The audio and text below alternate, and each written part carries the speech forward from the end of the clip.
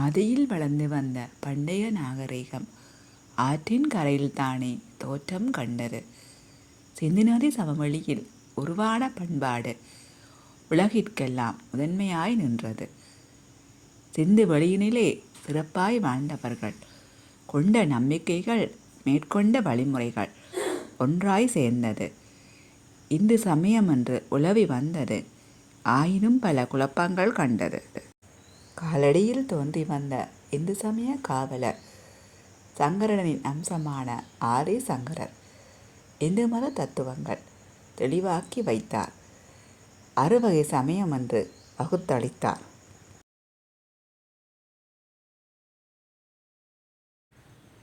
சிவமே உயர் பரமே என வணங்கிடும் சைவம், சர்வமும் சக்தியே என்று சரணடையும் சாக்தம், வைகுந்த வாசனே ஒரே கடவுள் என்கின்ற வைணவம், கணபதியே மூல ஆதாரம் என ஏத்தும் காணபதம், கௌமாரம் கௌரிபுத்திரர் கந்தனே கடவுள் என துதிக்கும் சௌரம் சூரியனை வணங்கும், 6 வகை வழிபாடுகள் கூறும் 6 வகை சமய நெறி. இங்கு நாம் காணப்போவது கணபதியை போற்றும் காணபத்திய நெறி.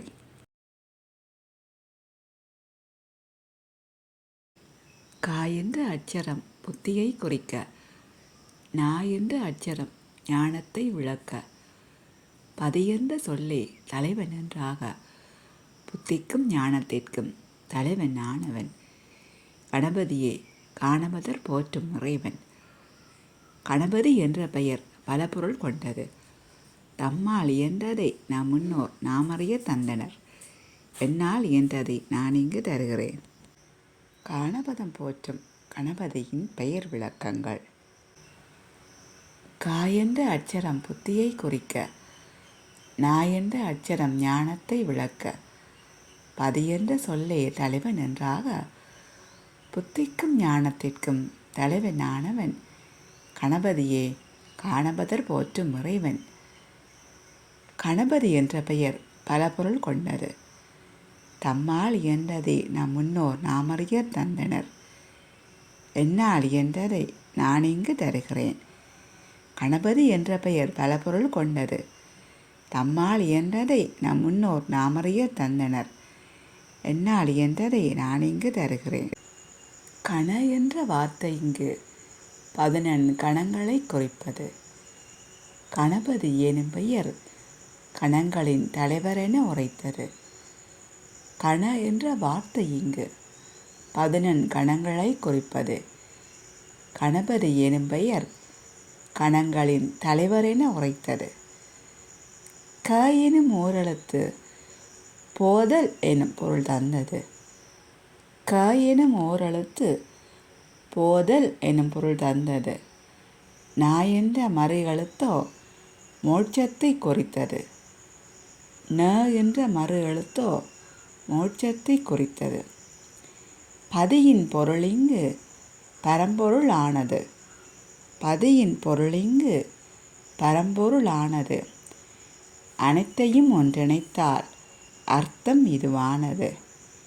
அறியாமை இருள் நீக்கி மும்மலங்கள் வேறறுத்து, அறியாமை இருள் நீக்கி மும்மலங்கள் வேறறுத்து, ஞானத்திற்குள் போக வைத்து மேலான மோட்சத்தை அருளவல்ல பரம்பொருள் இவனே என்றானது.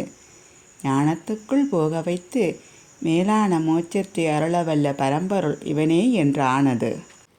கா அட்சரமே சராசரத்தை குறிக்குமே.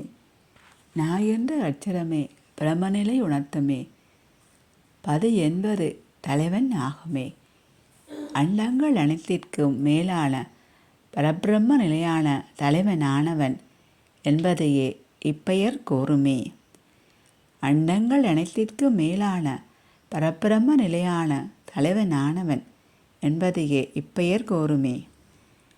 கணபதியே எங்கும் நிறைந்திருக்கும் சக்தியாவான். மெஞ்ஞானம் அளிக்கின்ற உன்னத புத்தியாவான். கணபதியே எங்கும் நிறைந்திருக்கும் சக்தியாவான்.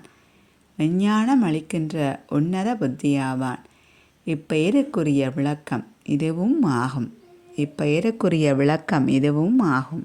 ஆதார சக்கரத்தின் ஆரம்ப நிலையான குண்டலினி சக்தியின் அதிதெய்வமாக நின்று மனிதரின் மூலாதார சக்தியை வழிநடத்தும் தலைவன் கணபதி எனும் பெயர் தாங்கிய இறைவன். ஆறாதார சக்கரத்தின் ஆரம்ப நிலையான குண்டலினி சக்தியின் அதிதெய்வமாக நின்று மனிதரின் மூலாதார சக்தியை வழிநடத்தும் தலைவன் கணபதி எனும் பெயர் தாங்கிய இறைவன். இவனே மூலப்பொருளுக்கெல்லாம் மேலான மூலம், அனைத்திற்கும் ஆதார ஞானம். கணபதி என்று ஒரு பெயரே இவ்விதம் பல பொருளோதும். கணபதி என்ற ஒரு பெயரே இவ்விதம் பல பொருளோதும்.